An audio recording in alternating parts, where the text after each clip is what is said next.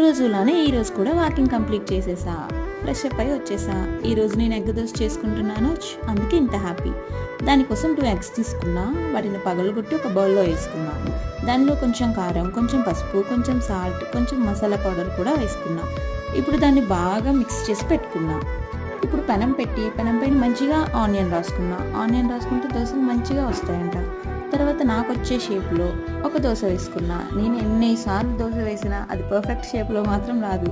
తర్వాత నేను ముందుగా బీట్ చేసి పెట్టుకున్న ఎగ్ ప్యాటర్న్ వేసుకున్నా. దాన్ని మంచిగా స్ప్రెడ్ చేసుకున్నా. కాసేపు అయ్యాక కొంచెం ఆయిల్ వేసుకున్నా. తర్వాత దాన్ని రివర్స్లో తిప్పా. ఇప్పుడు నా ఎగ్ దోశ రెడీ అయిపోయింది. తీసుకెళ్ళి ప్లేట్లో పెట్టుకుని తినేయడమే. దాన్ని ఎవరు ఏ కాంబినేషన్లో తింటారో నాకు తెలియదు, కానీ నాకు ఎగ్ దోశ ఆవకాయ అంటే చాలా ఇష్టం. ఆవకాయ ఎగ్ దోశలకే కాదు, నార్మల్ దోశలకు కూడా చాలా టేస్ట్గా ఉంటుంది. ఎప్పుడు మీరు ట్రై చేయకపోతే ఒకసారి ట్రై చేయండి. కన్ఫామ్గా మీ ఫేవరెట్ లిస్ట్లో ఉంటుంది ఇంకా.